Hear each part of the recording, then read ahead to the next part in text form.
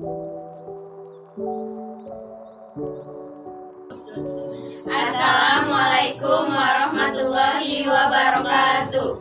Perkenalkan, kami dari kelompok 1. Perkenalkan, nama saya Pika Sabrina. Nama saya Satria Cantika Nisha. Nama saya Radia Larissa. Nama saya Delvira Dwi Sabrina. Nama saya Namira Aulia.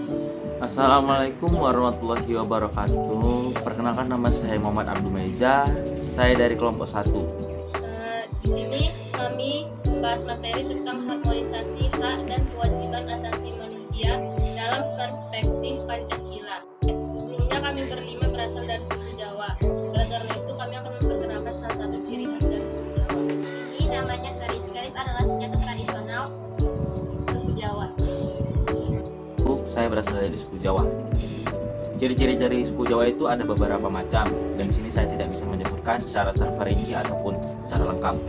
Dan yang saya tahu aja dari suku saya itu, yang pertama, menjaga sopan santun, dikenal kalem ataupun diam, tidak banyak bicara, ramah, sering bertegur sapa kepada orang lain, sederhana, dan mencukupi kehidupannya masih yang sederhana, pekerja keras, tidak malas-malasan, menerima apa adanya. Baik, topik bahasan materi kali ini yaitu ada konsep hak dan kewajiban asasi manusia, lalu substansi hak dan kewajiban asasi manusia dalam Pancasila, yang ketiga kasus pelanggaran hak asasi manusia, dan yang terakhir upaya penegakan hak asasi manusia atau HAM. A. Konsep hak dan kewajiban asasi manusia. Hak asasi manusia atau HAM merupakan hak-hak dasar yang dimiliki manusia dari Tuhan Yang Maha Esa sejak berada dalam kandungan dan setelah lahir ke dunia atau kodrat yang berlaku secara universal dan diakui oleh semua orang. Setelah itu, konsep hak asasi manusia juga muncul dalam versi lebih modern sekitar abad ke-20, terutama setelah dirumuskannya Pernyataan Umum tentang Hak-Hak Asasi Manusia atau PUHAM pada tahun 1948 di Paris, Prancis. Semenjak itu, hak dan kewajiban asasi manusia telah mengalami perkembangan yang pesat. Keduanya bahkan menjadi semacam kode etik yang mampu diterima dan ditegakkan secara global dan internasional. Hak dan kewajiban asasi manusia juga diyakini sebagai perwakilan kaum-kaum yang tertindas. Dengan melihat konsep hak dan kewajiban asasi manusia, kaum yang tertindas bisa memiliki hidup yang lebih aman dan adil bersama manusia lainnya. Secara hukum internasional, hak dan kewajiban asasi manusia ternyata dapat dibatasi atau dikurangi dengan syarat-syarat tertentu. Pembatasan biasanya harus ditentukan oleh hukum yang berlaku, memiliki tujuan yang sah, dan diperlukan untuk kepentingan masyarakat. B. Substansi hak dan kewajiban asasi manusia dalam Pancasila. Yang pertama, hak dan kewajiban asasi manusia dalam nilai dasar Pancasila. Nilai dasar ini bersifat tetap dan melekat pada kelangsungan hidup negara. Hubungan antara hak dan kewajiban asasi manusia dengan Pancasila dapat dijabarkan secara singkat sebagai berikut.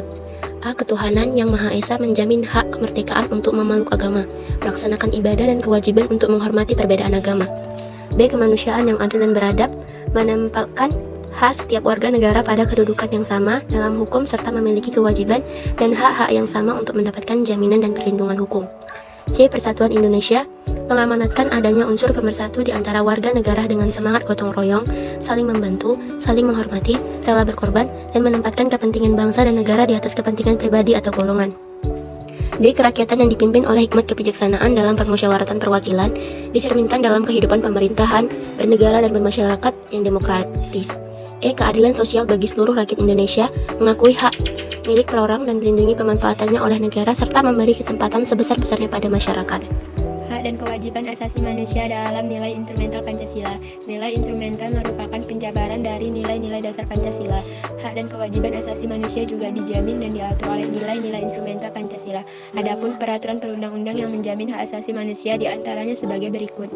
Undang-Undang Dasar Negara Republik Indonesia tahun 1945 terutama pasal 28A sampai 28J, Ketetapan MPR nomor 17 MPR 1998 tentang hak asasi manusia. Di dalam tab MPR tersebut terdapat piagam hak HAM Indonesia. Ketentuan dalam Undang-Undang Organik yaitu Undang-Undang Republik Indonesia Nomor 5 Tahun 1998 tentang Konvensi menentang penyiksaan dan perilaku atau penghukum yang kejam, tidak manusiawi atau merendahkan martabat manusia. Undang-Undang Republik Indonesia Tahun Nomor 39 Tahun 1999 tentang Hak Asasi Manusia, Undang-Undang Republik Indonesia Nomor 26 Tahun 2000 tentang Pengadilan Hak Asasi Manusia, Undang-Undang Republik Indonesia Nomor 11 Tahun 2005 tentang Konvenan Internasional tentang Hak-Hak Sipil dan Politik, Undang-Undang Republik Indonesia Nomor 12 Tahun 2005 tentang Konvenan Internasional Hak-Hak Ekonomi, Sosial, dan Budaya, ketentuan dalam peraturan pemerintah pengganti undang-undang atau Perpro Nomor 1 Tahun 1999 tentang Pengadilan Hak Asasi Manusia, ketentuan dalam peraturan pemerintah. C. Kasus pelanggaran hak asasi manusia. Kasus pelanggaran hak asasi manusia tidak luput dari kehidupan berbangsa dan bernegara.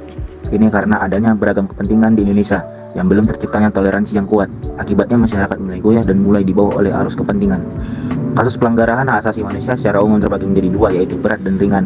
Hilangnya hak seseorang dalam kasus berat meliputi pembunuhan, penganiayaan, hingga cacat, genosida, dan perbudakan. Adapun pelanggaran HAM ringan meliputi pencemaran nama baik, pencurian, pengancaman, kekerasan fisik, dan terhalangnya apresiasi.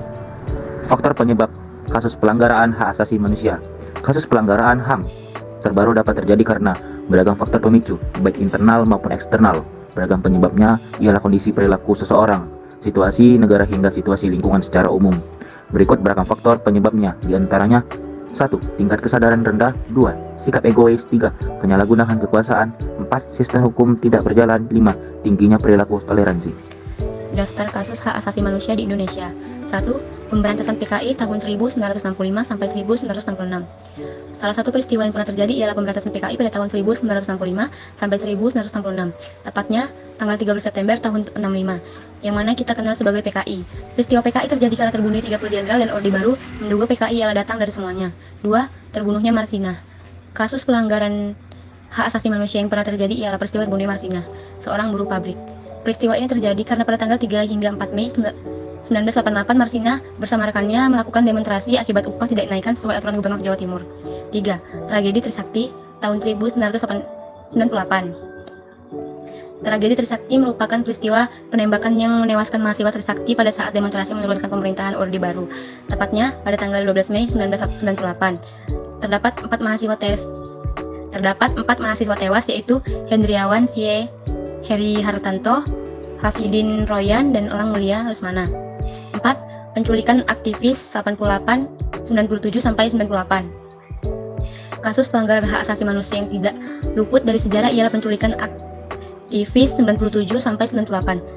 Peristiwa ini dikenal sebagai penghilangan orang aktivis pro demokrasi secara paksa, di mana menewaskan 1 orang, 23 hilang, 11 orang mendapat siksaan berat, dan 19 orang kehilangan kemerdekaan fisik. 5. Pembunuhan Munir. Pembunuhan Munir merupakan salah satu peristiwa yang hingga kini belum terselesaikan. Munir merupakan salah satu aktivis HAM yang tengah membela hak korban penculikan aktivis 97-98. Namun pada tahun 2004, beliau tewas dan pesawat tujuan Amsterdam akibat diracun. Hak asasi manusia merupakan hak yang tidak dapat dikurangi karena alasan apapun. Akibat pelanggaran HAM adalah sejumlah orang tewas dan mengalami luka berat, namun kasus pelanggaran hak asasi manusia sampai kini masih terjadi. D. Upaya penegakan hak asasi manusia atau HAM. 1. Upaya pemerintah dalam menegakkan HAM. Memasukkan HAM ke dalam UUD 1945 dan melakukan penyesuaian terhadap pasal-pasal yang berkaitan dengan penegakan HAM. Menerbitkan berbagai peraturan perundang-undangan sebagai instrumen nasional HAM. Membentuk Komisi Nasional HAM dan Pengadilan HAM serta lembaga-lembaga lain yang berwenang dalam penegakan HAM. Menyelesaikan berbagai pelanggaran HAM dengan menyeret para pelakunya ke Pengadilan HAM. 2. Upaya pencegahan pelanggaran hak asasi manusia. 1. Penegakan demokrasi dan supremasi hukum. Upaya ini memerlukan pendekatan hukum sekaligus pendekatan biologis yang bertujuan untuk meningkatkan partisipasi masyarakat dalam pencegahan pelanggaran hak asasi manusia. Selain itu, para penegak hukum juga harus berperan aktif dalam memberikan pelayanan yang adil bagi masyarakat. 2. Meningkatkan kualitas pelayanan publik untuk mencegah berbagai bentuk pelanggaran hak asasi manusia. 3. Meningkatkan pengawasan dari masyarakat dan lembaga politik terhadap upaya penegakan hak asasi manusia yang dilakukan oleh pemerintah. 4. Meningkatkan pemahaman mengenai prinsip hak asasi manusia ke masyarakat, salah satunya melalui lembaga pendidikan formal seperti sekolah dan perguruan tinggi atau lembaga pendidikan non-formal lainnya. 5. Meningkatkan profesionalisme seluruh lembaga keamanan dan pertahanan negara. 6. Meningkatkan kerjasama secara harmonis antar kelompok atau golongan masyarakat sehingga saling menghormati hak, keyakinan, dan pendapat masing-masing.